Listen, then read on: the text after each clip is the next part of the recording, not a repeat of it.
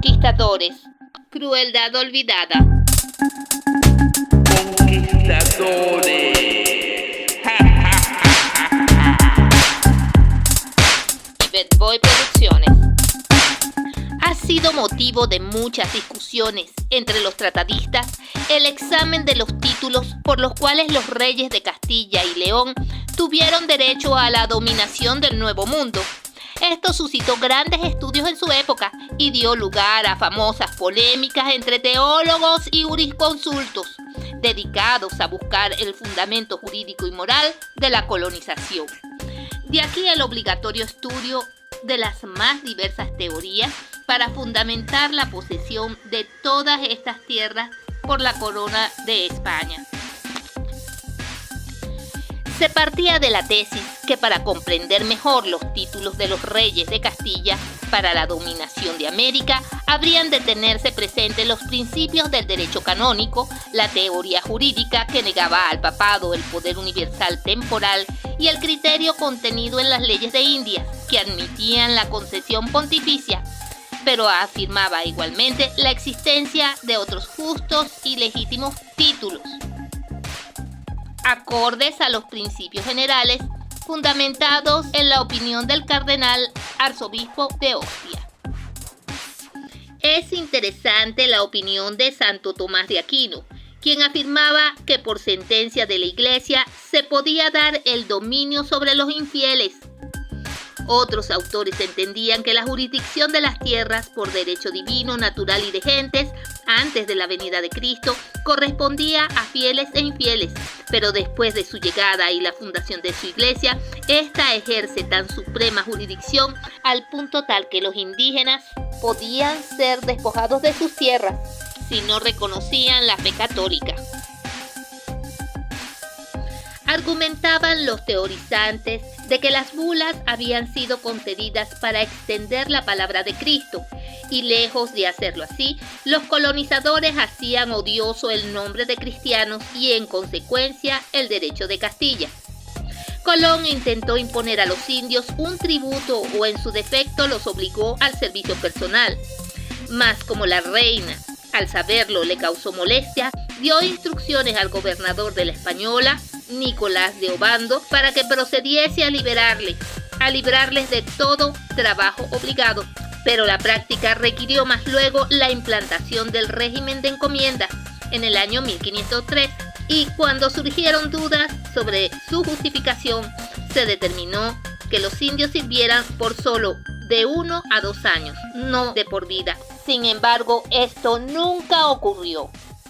La tesis de Martín Fernández de Encino, que hablaba de requerimiento a los originarios, a los indígenas idólatras para que entregasen sus tierras, se pondría en práctica, ya que el Papa, como gobernador de todos los hombres, había hecho por donación al rey, a la reina y sus sucesores dueños de islas y tierra firme en el nuevo continente, con todo lo que en ellas había.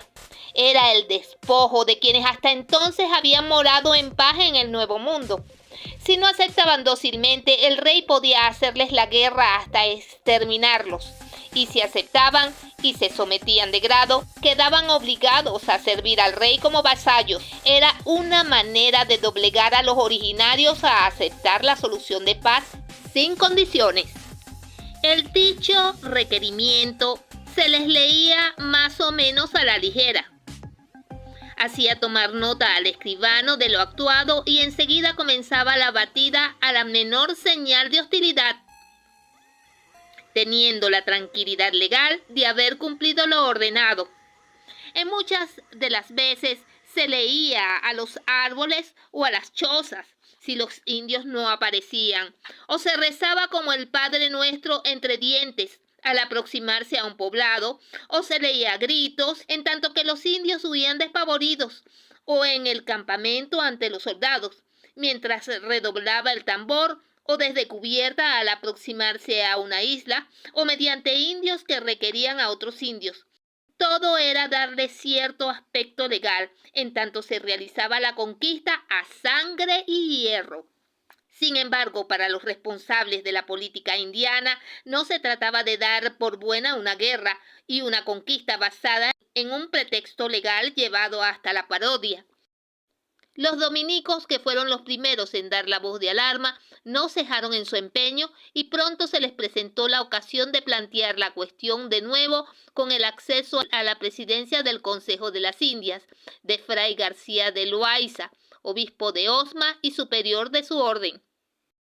Esto nos da una idea de cómo se manejó el asunto del despojo del que fueron víctimas los originarios, sin que pesara demasiado en las conciencias de quienes en la tierra y en la jerarquía de los hombres representaban a Dios. La corona de España se había reservado para sí el señorío y dominio de las tierras, aguas, montes y pastos de las Indias, pero por merced del rey podía ser otorgado el dominio y señorío en referencia a ciudades y particulares.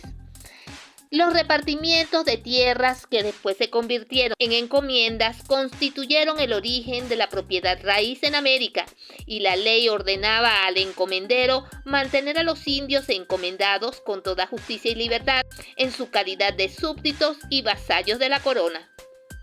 La encomienda era un derecho concedido por merced real a los beneméritos de las Indias, con el fin de percibir y cobrar para sí los tributos de los indios que le hubiesen sido encomendados, con el cargo de cuidar de su bien en lo material y espiritual, y con la obligación de habitar y defender las provincias donde fueren encomendados. Por lo que se observa, lo concedido era la autorización para permitir los tributos de los indios, no teniendo los encomenderos derecho alguno en propiedad, porque el vasallaje de los indios era pleno y directo en relación con la corona. En la historia de Venezuela de Gil Fortul se ha precisado el origen de los repartimientos y las encomiendas.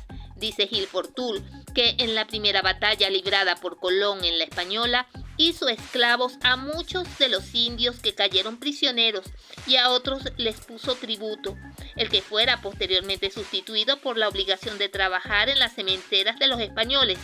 Y de este modo los repartimientos que se refieren a tierras señaladas a cada conquistador para ocuparla y cultivarla se trocaron en encomiendas de indígenas.